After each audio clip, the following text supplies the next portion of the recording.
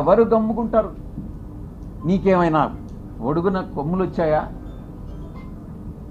నువ్వు ఒక అధికారంలో ఉన్నటువంటి ఒక సామాజిక వర్గానికి చెందిన వాడివని భయపడతామా?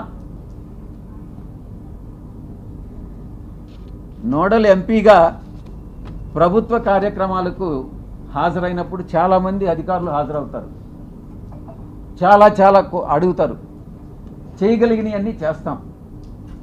నేను ఇక్కడ ఉన్నప్పుడు ప్రజా దర్బార్ నిర్వహించేవాడిని. చాలామంది ప్రజలు చాలా విషయాలు అడిగేవాళ్ళు, చాలామంది కలుస్తారు. విధి నిర్వహణలో భాగంగా వీళ్ళందరూ కూడా కలవడం జరుగుతుంది.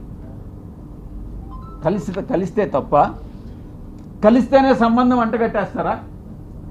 తారతమ్యాలు అనేటటువంటివి లేవా? వయసు అన్నటువంటిది తెలీదా?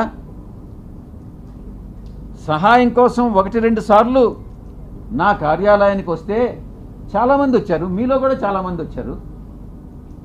జర్నలిస్టులు కూడా ప్లాట్లు అడిగారు. నేను చేయగలిగిందంతా నేను చేశాను, విశాఖపట్నంలో ముఖ్యంగా. అప్పుడు జర్నలిస్టులకు తెలియదా? ఒక రాజకీయ నాయకుడిని ఈ రకంగా ద్వారా లబ్ధి పొందకూడదు.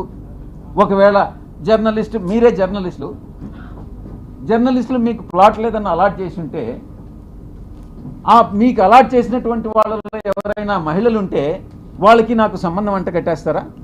ఏమైనా బుద్ధుండి ఇటువంటి ప్రసారాలు చేస్తారా అని నేను ప్రశ్నిస్తా ఉన్నా.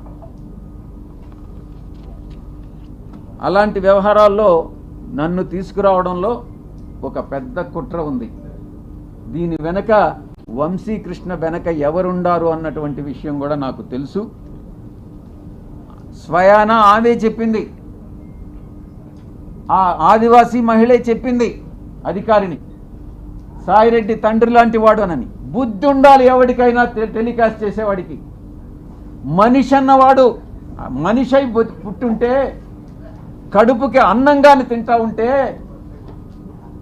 ఎటువంటి వ్యక్తి కూడా, అటువంటి వ్యక్తులు, మానవత్వం ఉన్నటువంటి వ్యక్తులు ఎవరు కూడా ఇటువంటి విషయాలు టెలికాస్ట్ చేయరు. ఇంకా కూడా చెప్పాలంటే, ఈ వంశీకృష్ణ అనేవాడు ఒక అమ్మ అబ్బకు పుట్టుంటే, వీడు నిజంగా ఒక మనిషి అయి ఉంటే ఇటువంటి అక్రమ సంబంధాలు మనసులో కూడా, మైండ్లో కూడా రావు. వీడు మనిషే కాదు అన్నటువంటి విషయాన్ని నేను చెప్తా ఉన్నా. సాధారణంగా ఇలాంటి కంప్లైంట్స్ వస్తే ఏ పోలీస్ స్టేషన్కో పోతారు.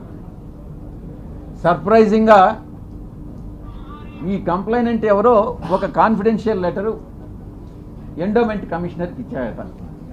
ఆ బుద్ధి లేని ఎండోమెంట్ కమిషనరు దాన్ని ఎందుకు లీక్ చేశాడో నాకైతే అర్థం కాలే. కాన్ఫిడెన్షియల్గా ఎంక్వైరీ చేయాల్సినటువంటి ఒక అధికారి దాన్ని మీడియాకి ఎలా ఇస్తాడు?